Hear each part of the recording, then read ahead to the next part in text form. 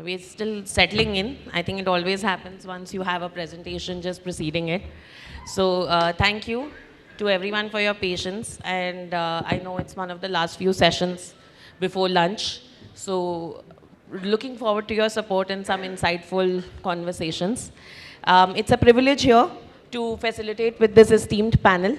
And that has been successfully supporting our economy thrive with the roles in which they play and they support. So thank you everyone for your time and to share your inputs across a topic that's pretty much part of our DNA. It's about how we operate in our everyday lives and security, and rightly so, in the public sector. Of course, I don't want to go into the whys and whats of why cybersecurity or security in general across the different pieces is critical. But I just want to leave a thought with you on one of the articles that was published by Governance Now day before. And it said that the cyber fraud helpline, since its inception, has had about 12.77 lakh complaints that have been registered. There is 930 crores over that has been, kind of arranged across the 3.8 lakh registered complaints. There is, and I just want to get the numbers right because, I know these are big numbers. And of course, there is about 2.45 lakh SIM cards that have been blocked and about 45,000 IMEIs. So I think it's self-explanatory where we are and what kind of landscape we are sitting in. Largely so, there is also a bit in terms of, riding. This is the challenge that we are facing as part of our everyday lives. Because riding in the same boat, we have businesses that are rapidly transforming. We have security required at the design. We have a turbulent economy. We have requirement of maintaining continuity of our operations. And we then, of course, have a big iceberg ahead of us. And rightly termed, because there's more beneath the surface than what meets the eye, which is the sophistication of attacks, which is constantly enhancing every single day. Ransomware as a service has been available across dark web for a very long time. It is no longer at an exorbitant rate. It is no longer used for niche purposes. And like everything has a price, the price of data has gone up manifolds ever since the Data Protection Act has come in place. So I just want to leave you with some of these thoughts, and we want to move to the panel. So thank you. Thank you everyone in joining us today. Since we've spoken from a data perspective, I would like to directly go to Ms. Haritima, and just want to get a sense from you, how PSUs are considered a gold mine in terms of the data that they possess, whether it's the Aadhaar information, the medical information, the financial information. So what kind of processes, what kind of safeguards do we have across our data? And how do we plan, what are the special protocols and strategies that we've deployed across securing those? Thank you, Jaslein. First of all, I would like to thank Governance Now also for inviting me as a panelist here. And as far as this data security is concerned, definitely PSUs are handling critical and sensitive data. We are into Aadhaar authentication service.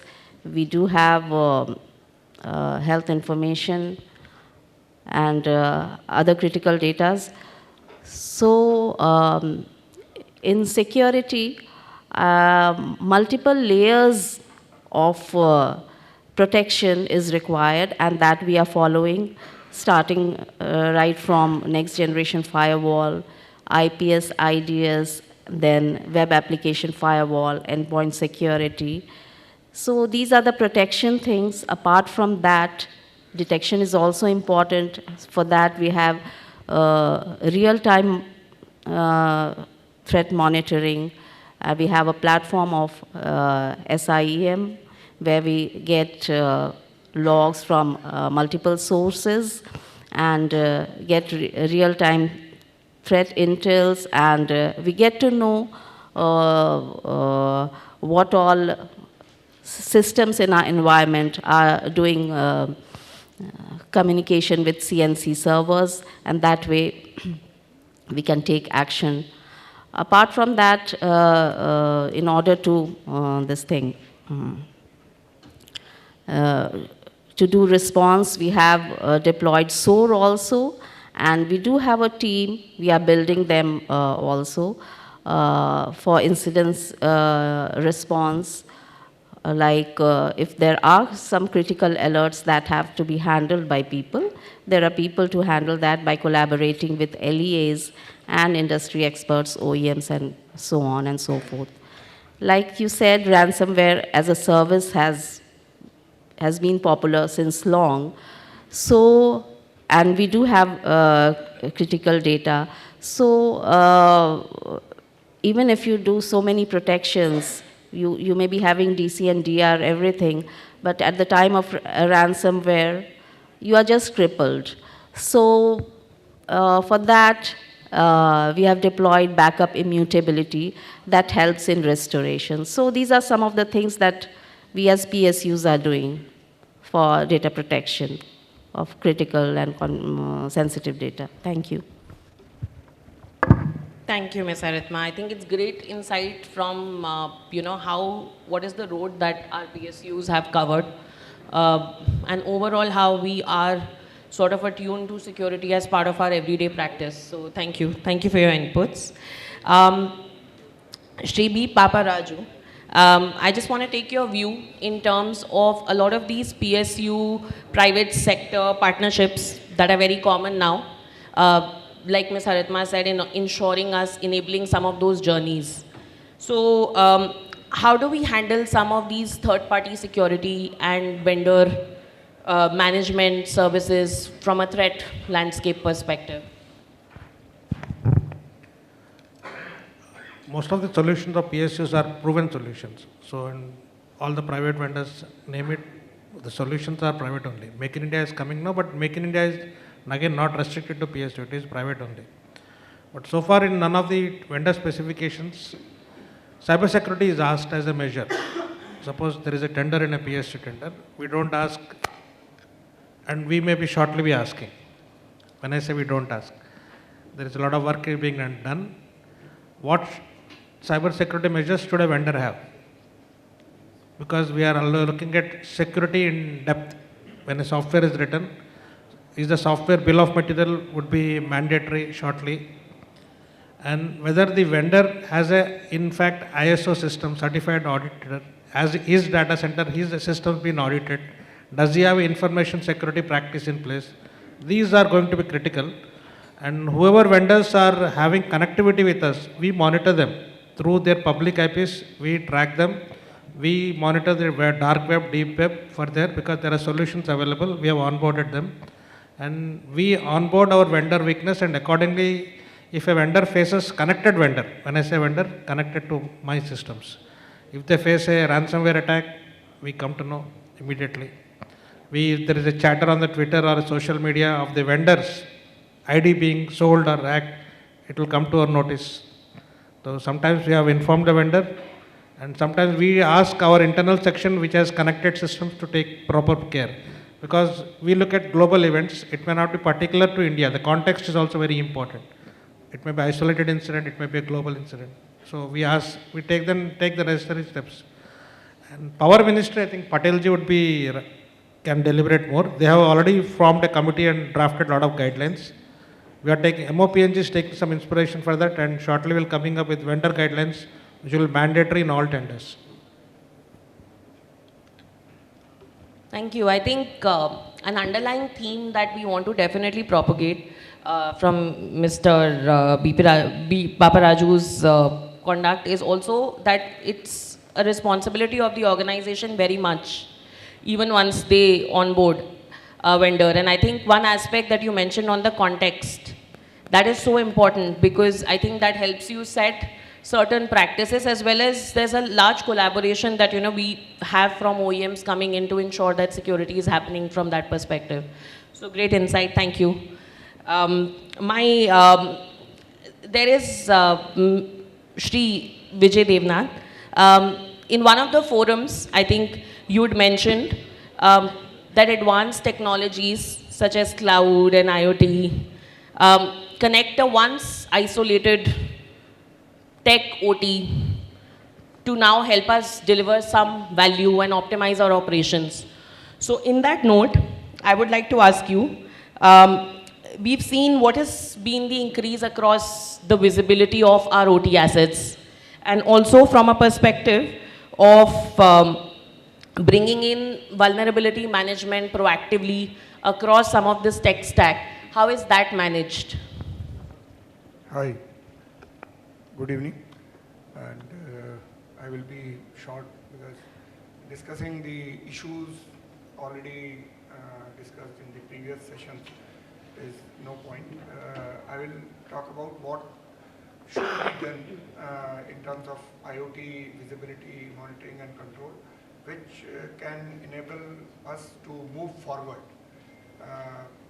Security is never absolute, can never be. So what should be done in the space of IoT and cloud so that we are able to defend as best as possible. As we have seen that the visibility is very, very important in terms of every asset, be it IoT or otherwise. In IoT, there is an analog part and there is a digital part. Generally, the visibility comes from the digital part of it because analog cannot send back signals to about its health, etc. So our expectation or request from the OEMs and SIs will be that while they are collecting data about the IoT devices on a periodic basis, they should include not only the security related data, they should also include the calibration related data and health related data.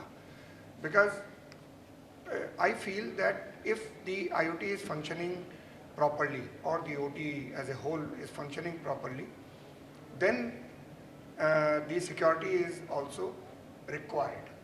If there is no IoT functioning, then there is no security required as well.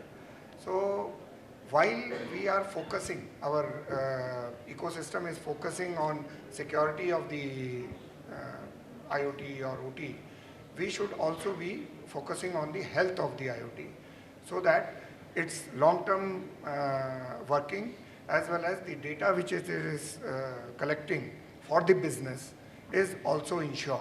Its integrity, its reliability, etc. is also ensured. So when we join forces between the operational part of the OT as well as the security part of the OT, then we get support from the business as well. Now coming to the part where we need to monitor the vulnerabilities, they will arise anyways. Most of the OEMs are using some sort of operating systems from the open source ecosystem. So they are critical to our health and monitoring of the IoTs. I feel that going forward in the supply chain, which we discussed just now, is that we should have a very, very long-term contract, maybe 10 years or beyond, so that both the OEM, the SI in between, and the user, we have a trust between each other and a financial connection, so that the OEM is developing his next versions or next software versions in such a way that which is helps in reliable and integral operation of the IoT as well as its security in the field. Thank you. Thank you very much, sir. Your 10-year comment definitely has some smiles here. Their day is done. They will go home right after lunch. So thank you. Thank you for your inputs. On that note, Shri Shantanu Mahajan, the US executive order of 14028 pushes the federal companies towards zero trust. What is your take on that in the Indian landscape, and how equipped are our PSUs from a zero trust concept? Good afternoon everyone. So definitely zero trust is something that organizations should move towards, but having just given a blank answer there, I'd like to take a step back. Let's understand what is this Executive Order 14028. If you look at it, it's a very broad scope. It talks about bettering the nation's cybersecurity. Right now, when you talk of that, there are so many hundreds of things that go on there. Some of them, for example, service providers, right? So any kind of breach information or sharing of threat intel, that should be done by the service providers, which can affect the government organizations, right? So that is something that 14028 talks about. Implementing things like, or moving to secure cloud services, having zero trust being a part of this entire story. Multi-factor authentication, encryption, these are things that 14028 talks about. Why is this being spoken about? Obviously, we are talking on the topic of cybersecurity. There are advanced attackers, adversaries out there who are trying to get access into critical infrastructure, trying to steal data, disrupt supply chains and things like that. And I attended the earlier panel also, and also what Sir alluded to. There are efforts in that direction as well, right? So, but yes, so ultimately if you look at this entire 14028, very broad spectrum. But coming down to specifically zero trust part of it, within zero trust, I'm sure you would have heard from everybody, pretty much all of you would have heard about zero trust from so many vendors. It's a mindset, and predominantly if you look at it, there are different stages to the journey, starting from, you can say, authentication, authorization, the identity part of it, right? So zero trust identity starts off. Then organizations embark on the zero trust network access part of it, remote access, appealing to probably the hybrid work which is expanding on a daily basis. Then you have zero trust data protection, ZTDP as it is now called, right? And so on and so forth. So zero trust, yes, definitely that is what these different projects entail.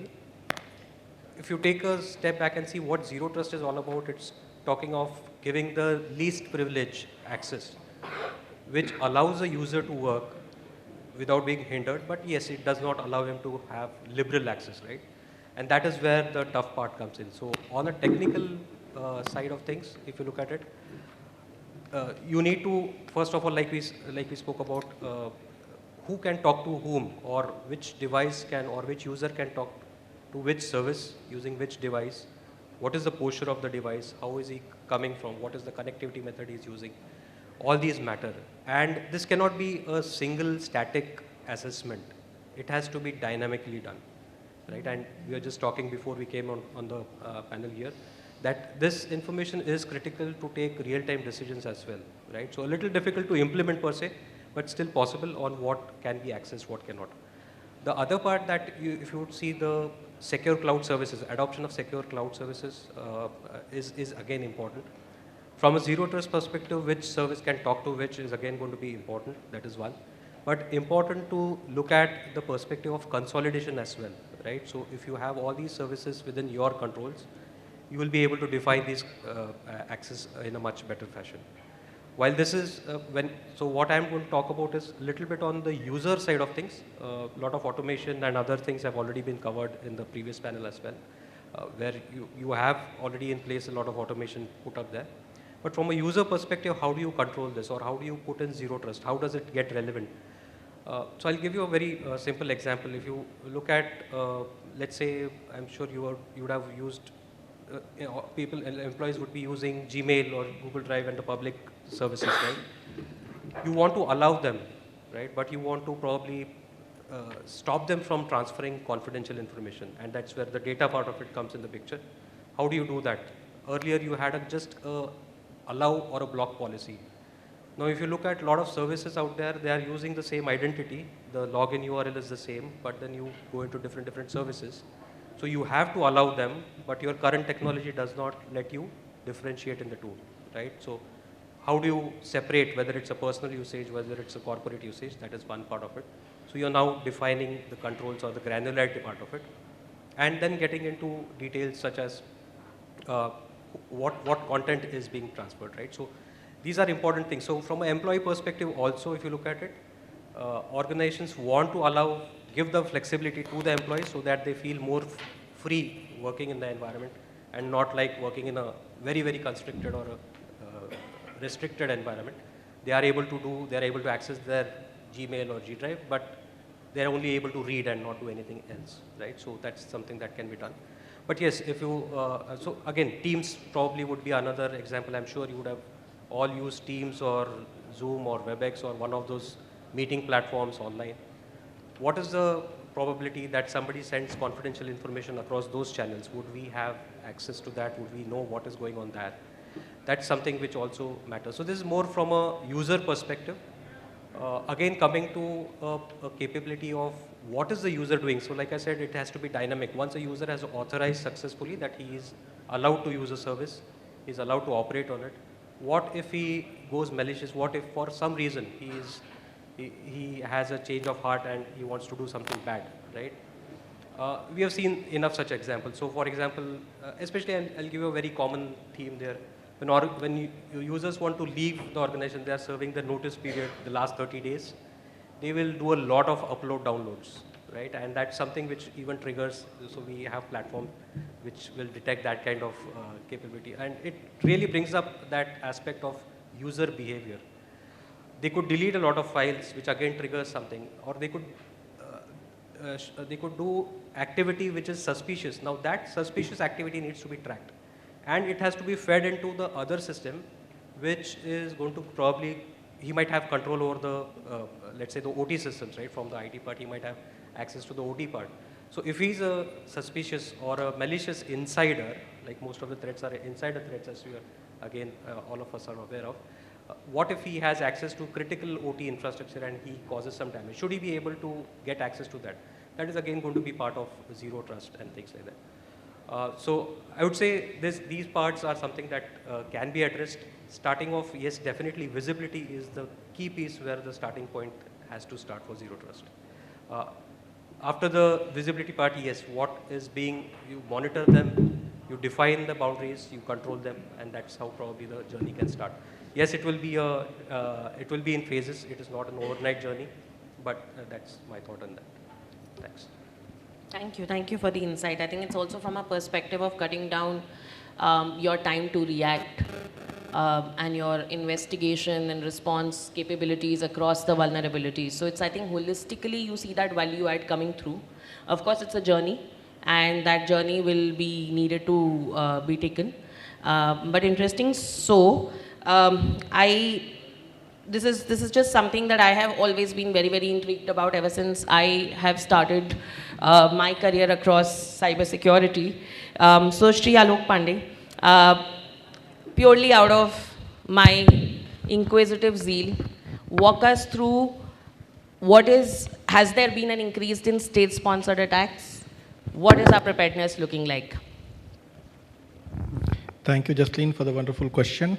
In fact, a very important question, but before I address your question, I would first like to thank Kailash and the team of governance now for giving me this opportunity to voice my opinion on the subject. Also a disclaimer, whatever I am going to speak, do not in any manner reflect the position of my organization or my past organizations. Views expressed are strictly personal. Now, as far as state-sponsored cyber attacks are concerned, India is the #1 country in cyber attacks. Post 2016-17, there has been a significant shift where the cyber attacks were largely originating from adversary on the west to our adversary on the north. And almost 300% rise in cyber attacks, state-sponsored cyber attacks on India in the last 3 years. And if we look at it slightly more granular, almost 20% of it directed towards CII. Now, CII, unfortunately, except for probably the telecom sector, all other sectors were lagging behind either in understanding or the uptake or the need of cybersecurity. And the classic example that we have had as a result was the Western Grid failure in Mumbai. With state getting involved in cyber offensive, what is happening is the nature of attack is getting sophisticated. There is no dearth of funding, and there is no dearth of skill set to execute that complex attack. Asymmetric warfare, on cyber warfare as a means of asymmetric warfare, is one of the easiest way to get to your adversary because the kind of impact that it has and also the deniability that is associated with it. As far as our preparedness is concerned, we have some deterrence, some understanding, some things are being put in place. The organizations which are working towards putting it in place. But yes, we have miles to go to avoid something of another repeat of something what we have saw in the Western Grid or what is continuously happening between Israel and, I would say, Hamas, Ukraine, Russia, for that matter, Turkey, Qatar, and India. And we have a significant way to go. So, yes, we are prepared, but we can say, are we solidly placed? I would say miles to go. Thank you. Yeah, I think with great power comes great responsibility. So for any nation that's doing as well as we are and thriving as well as we are, of course the susceptibility increases, but at the same point in time, the larger takeaway is how we've managed it all and how we continue to do so and excel in our roles. So, and definitely the audience here, I mean, in terms of the roles that you guys play as part of your everyday lives. So thank you for all the effort that you put in. My question would be to Shri A.K. Patel on how are the legacy architecture and infrastructure at PSU being able to adapt more proactively across the threat landscape and the zero-day defense. If you can just help us give some view on it. Thank you. Thank you, Jaslein. Thank you all. Good afternoon. This legacy system and particularly in public sector, it is not only public sector, this legacy systems is a phenomenon across, even private, enterprise, and everywhere it is there. Wherever there are OT systems, there will be legacy systems. But what we are talking about now, each OT system has their own intricacies and dependencies. Now, more or less, we will be talking about IT systems now. In IT systems, when you say legacy architectures, actually architecture is, if you say this equipment, softwares, they become obsolete, but architecture more or less is improved. And this boundaryless, when we say, when we are going boundaryless, earlier there was a defined boundary. Now actually it is boundaryless, but we are saying it boundaryless, but it is not. In actual sense, there are still boundaries. You can define boundaries what at user end and server end. There are two ends. One is user end, one is server end. Now how to harden them? You can, the path between them you need to harden. Now in non-cloud era, earlier the communications was very, very private, only through some cable or MPLS or something like that. Now you are communicating via internet. Now you have to harden at endpoint, the root and the server level. Now if you plan it like that, for endpoint you can have some sort of endpoint management.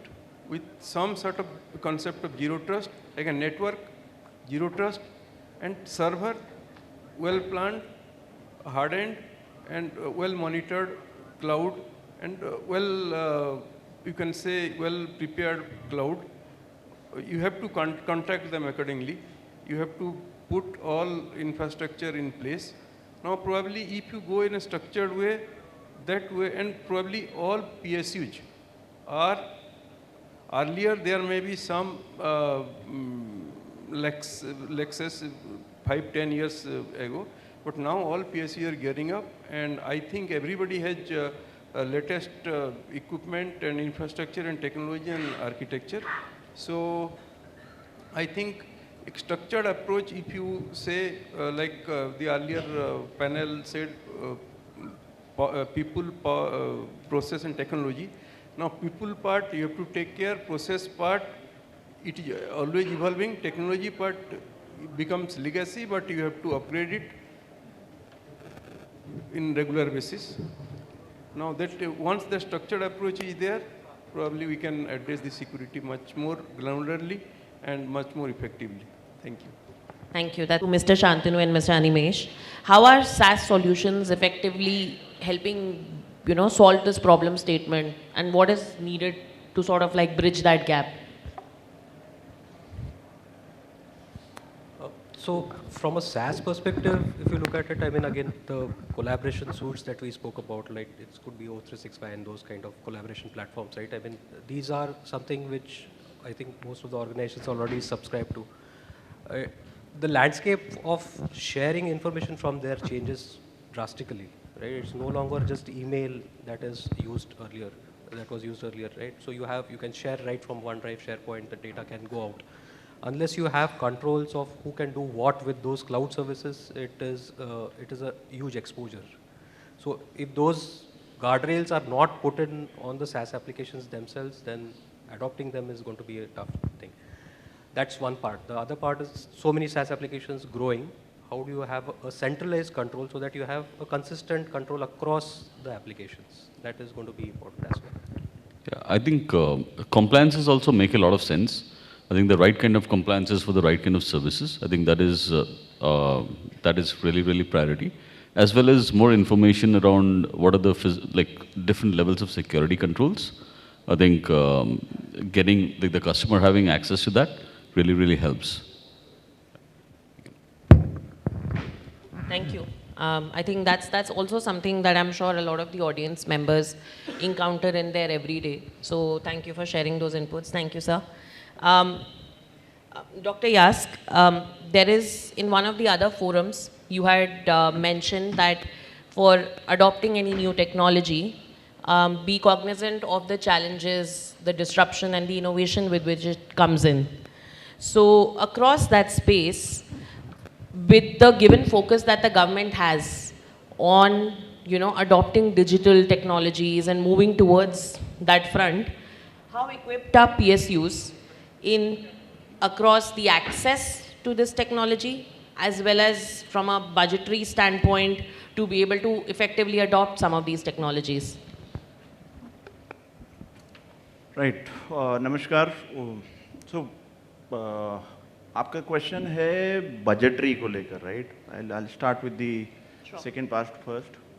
While काफ़ी कारणों की वजह से ये मेरे पे grade से ऊपर है और एज अ सिक्योरिटी पर्सन मुझे ऐसा लगता है कि जो चीज़ें उपयुक्त हैं या जिनकी ज़रूरत है किसी ऑर्गेनाइजेशन को, चाहे वो टूल्स हो, टेक्नोलॉजीज़ हो या प्रोसेसेस हो जो आज की तारीख में ज़रूरत बन गई हैं, उनके लिए ऑर्गेनाइजेशंस अपने में जहाँ तक बजट का सवाल है उसको लेकर चलते हैं. देखिए, so what I want to say is that it has now come to a stage where things are more required than they are relevant. चाहे वो डिजिटलाइजेशन की बात हो या सिक्योरिटी की बात हो, मैं ज़्यादातर सिक्योरिटी के बारे में बोल सकता हूँ. तो मुझे ये लगता है कि सारी ऑर्गेनाइजेशंस ने अपना एक एम बनाया हुआ है कि हमारे को एक पर्टिकुलर डायरेक्शन में जाना है, एंड बिजनेसेस अब उसको फोर्स कर रहे हैं कि हम नए डिजिटल टेक्नोलॉजीज़ की तरफ अपना ध्यान केंद्रित करें।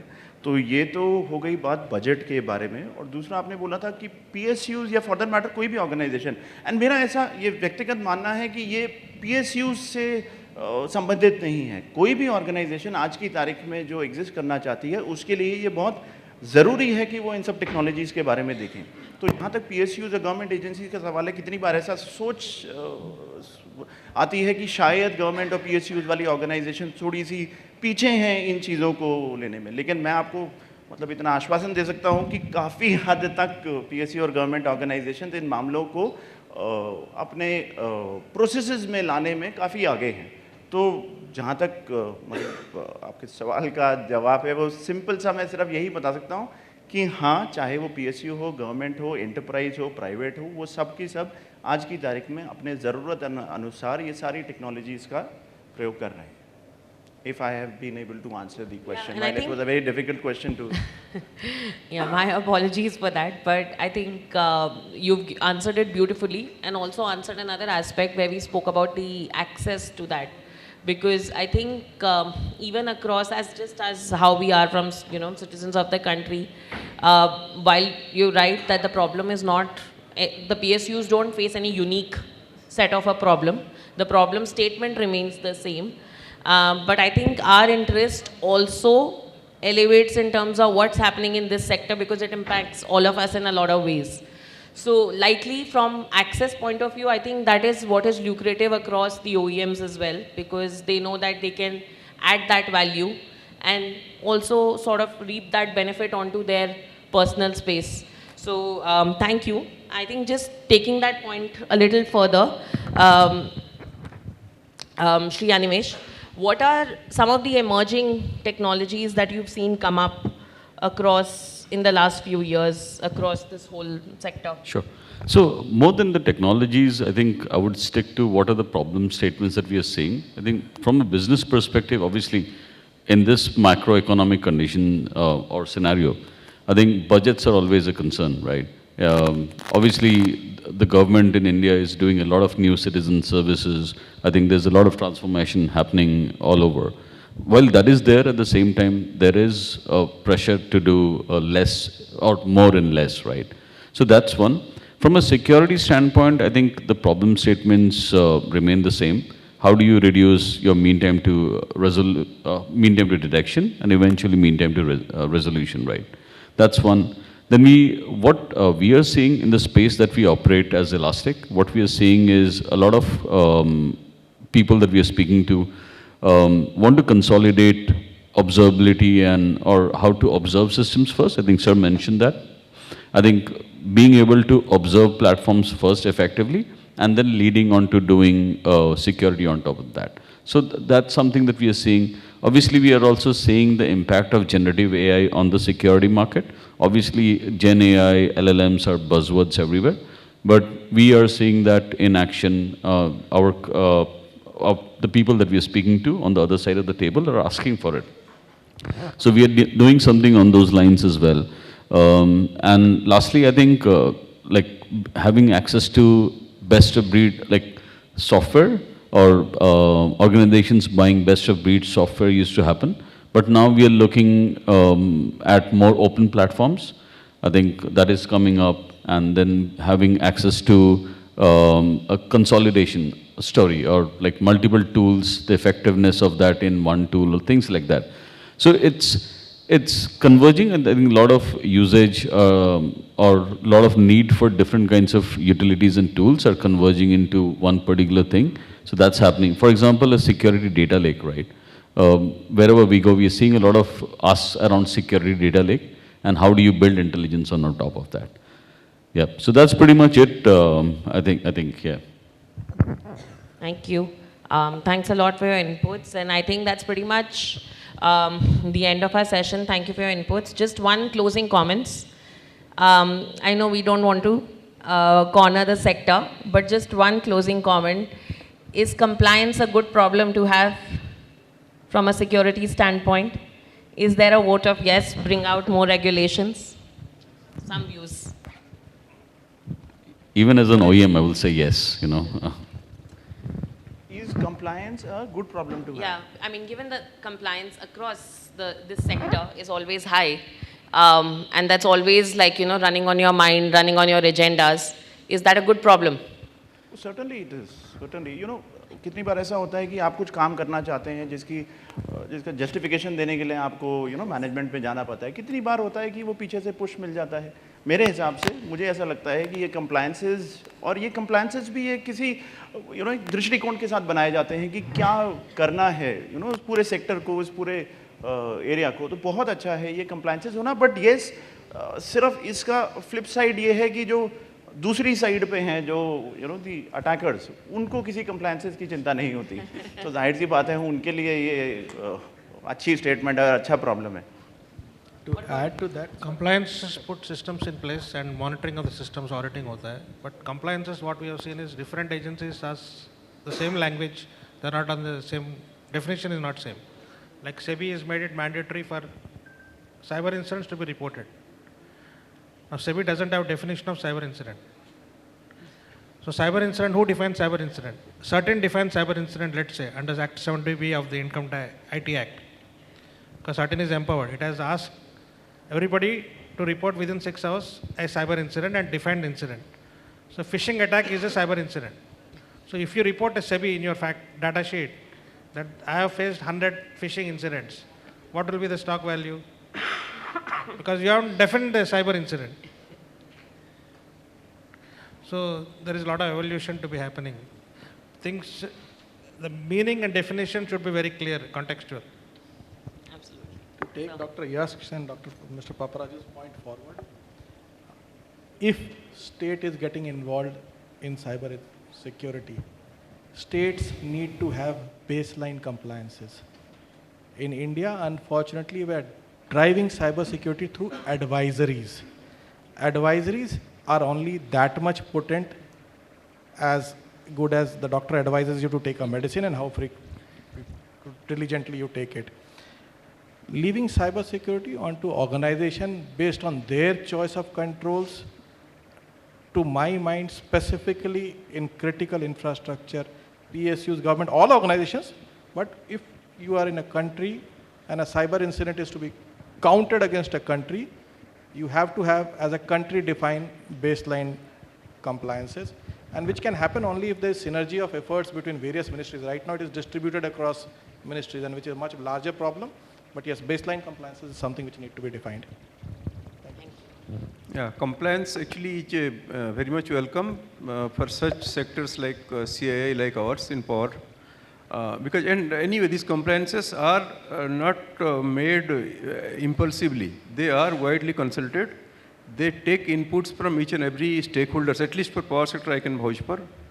Whatever policy guidelines comes, it is widely consulted, and at least they take view of everything, and then a decision is taken. So more or less compliances are actually implementable, and then first comes guidelines, then some sort of, they give some time for maturity, and then some sort of compliances with penalty and all the things comes. That's what our experience has been.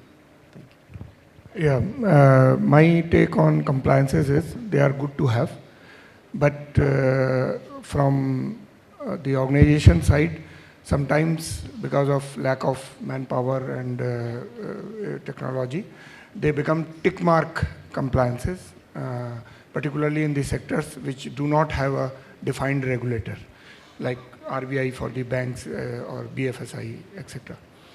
Second point is, most of the compliances or advisories, as Pandey ji has rightly pointed out, they are mostly on the process and technology part.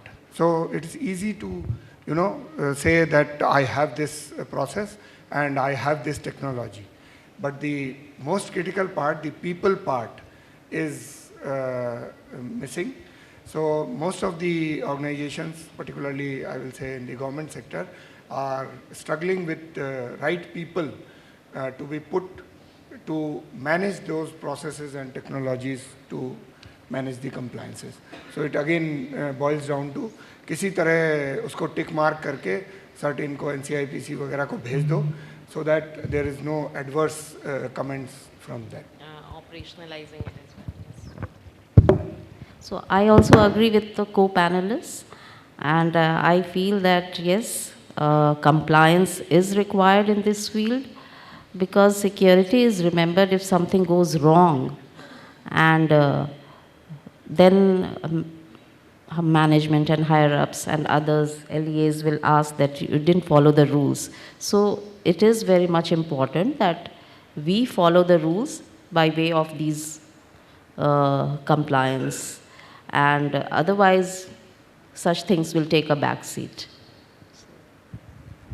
I'll just add from a cloud perspective.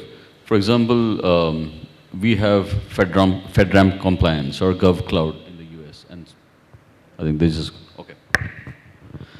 So I think we need to have similar compliances for India as well, for organizations, PSUs to start adopting the cloud services. I think it is important for us to be able to comply. Not only, it doesn't make, obviously there's an element of certification that as vendors we have to go through, as OEMs we have to go through, but at the end of the day, it makes everyone more comfortable buying and purchasing those cloud services and using them. So that's important from my perspective too. Yeah, last thoughts on compliance. Yeah, There's no way you can answer no, right? I hope you know that. Right. So compliance is important, but and I agree with the previous Alok and Vijay sir. It should not be a check mark or a tick box, and organizations should not stop there. The security evaluation and the control should progress further and become much more better than what compliance is mandate. Thank you. So as middlemen in the chain, I think we love compliances. So the larger theme is to operationalize it and also not be bound by compliances, go above and beyond, and have security from a design concept. Thank you, gentlemen. Thank you for your patience, your insights, and thank you, audience, for all your patience. Thank you very, very much.